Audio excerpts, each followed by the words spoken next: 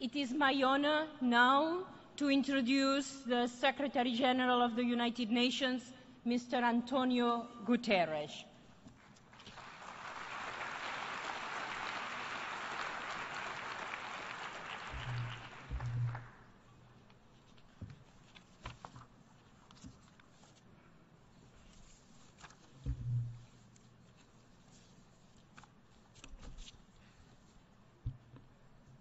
Excellencies, ladies and gentlemen, today is a day to remember, reflect, and look forward.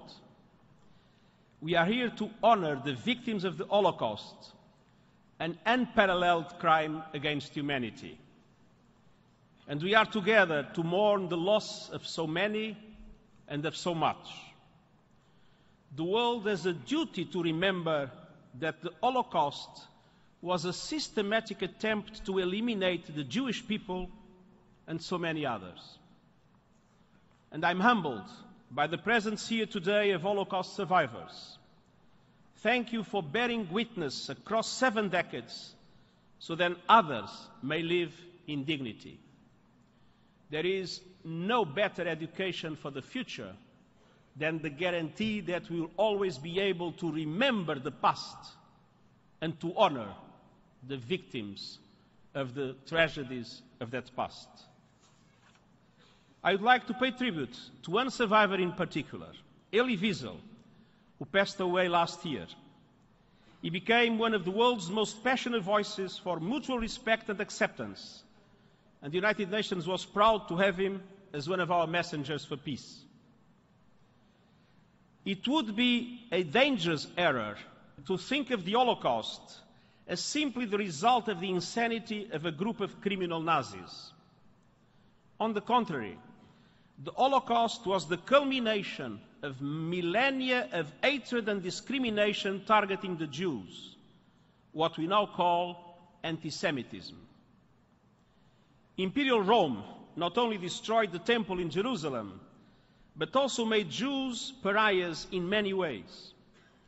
And the attacks and abuse grew worse through the triumph of Christianity and the propagation of the idea that the Jewish community should be punished for the death of Jesus, an absurdity that helped to trigger massacres and other tremendous crimes against Jews around the world for centuries to come.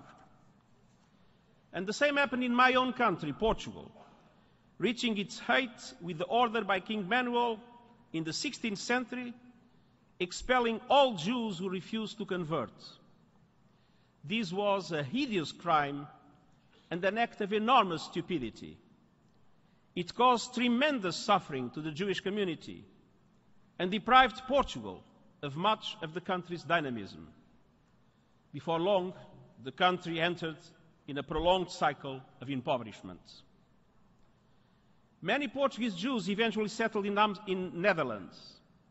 Lisbon's loss was Amsterdam's gain, as the Portuguese Jewish community played a key role in transforming the Netherlands into the global economic powerhouse of the 17th century. And the Portuguese example also demonstrates that anti-Semitism, more than a question of religion, is essentially an expression of racism. The proof is that the converted Jews, the so-called new Christians, faced the discrimination by the old Christians and suffered continued persecution by the Portuguese Inquisition. When I became Prime Minister in 1995, I felt it was absolutely necessary, even if only with a symbolic gesture, to demonstrate my country's rejection and repentance of Portugal's merciless attacks against the Jewish community. In 1996, our Parliament revoked the letter of expulsion, and I then had the honor of visiting the Portuguese synagogue in Amsterdam to formally present a copy of that decree and apologize on behalf of my country. And tragically, the beautiful synagogue was almost empty because the community Portugal had expelled was almost completely destroyed by the Holocaust. Anti-Semitism always tends to come back. Portugal recently adopted a law allowing the descendants of those expelled in the 16th century to regain Portuguese nationality. And last year, more than 400 took advantage of this offer. And I'm also very proud to note that just a few weeks ago, my wife signed, on behalf of the Lisbon municipality, an agreement with the Israeli community of Lisbon to establish the Lisbon Jewish Museum. This will be a way to pay tribute to the memory of those my country mistreated so badly. Excellencies, ladies and gentlemen, history keeps moving forward, but anti-Semitism keeps coming back. The renowned scholar Simon Schama has noted that in the 19th century, Jews were even blamed for modernity, including for disasters of international finance in which they themselves were among the first victims.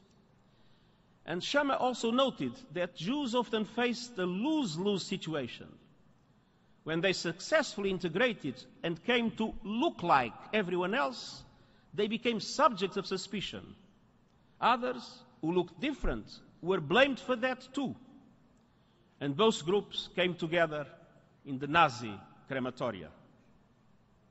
After the Holocaust, the world seemed eager to find a more cooperative path. The founding of the United Nations was an expression of that moment. The UN Charter, the Universal Declaration of Human Rights, and the Genocide Convention enshrined the commitment to equality and human rights. And humankind dared to believe that tribal identities would diminish in importance. We were wrong. These, like me, who grew up in the post-war era, never imagined we would again face rising attacks on Jews in my own part of the world, in Europe. But anti-Semitism is alive and kicking. Irrationality and intolerance are back. We still see Holocaust denial despite the facts. And there is also a new trend of Holocaust revisionism, with the rewriting of history and even the honoring of disgraced officials from those days. Hate speech and anti-Semitic imagery are proliferating across the internet and social media. Violent extremist groups use anti-Semitic appeals to rouse their forces and recruit new followers. And all this is in complete contrast to tolerance, the primacy of reason, and universal values. Moreover, as the former Chief Rabbi of the United Kingdom, Lord Jonathan Sacks, said last year, the hate that begins with Jews never ends with Jews. Today we see anti-Semitism, along with racism, xenophobia, anti-Muslim hatred, and other forms of intolerance triggered by populism. And I'm extremely concerned that the discrimination faced by minorities, refugees, and migrants across the world. I find the stereotyping of Muslims deeply troubling. A new normal of public disclosure is taking hold, in which prejudice is given a free pass and the door is open to even more extreme hatred. Excellencies, ladies and gentlemen, steps from this chamber, you will find a powerful exhibition on Nazi propaganda. It is called State of Deception, and is the product of our fruitful partnership with the United States Holocaust Memorial Museum. As this exhibition details, propaganda helped erode the bonds of humanity. The word Jewish was used constantly in association with society's ills. Hardship and instability created fertile ground for scapegoating. It's true, many citizens disapproved of discrimination, but the majority accept such sentiments, even if only passively. Ultimately, indifference prevailed, dehumanizing took hold, and the descent into barbarity was quick. These are lessons for our time too. We need to be vigilant. We need to invest in education and youth. We need to strengthen social cohesion so that people feel that diversity is a plus, not a threat. And the United Nations itself must do more to strengthen its human rights machinery and to push for justice for the perpetrators of grave crimes. Our Together campaign is focusing on countries hosting refugees and migrants. Our Holocaust outreach program is active on all continents.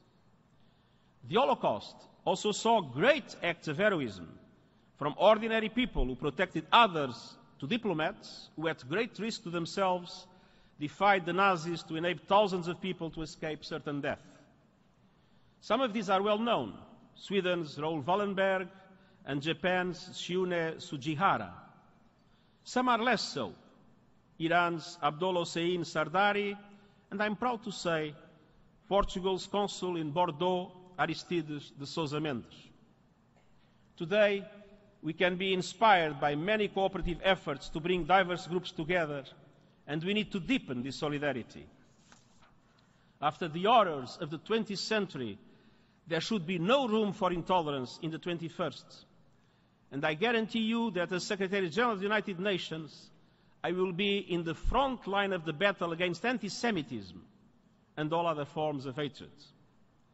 And that is the best way to build a future of dignity and equality for all, and the best way to honor the victims of the Holocaust we will never allow to be forgotten. Thank you very much.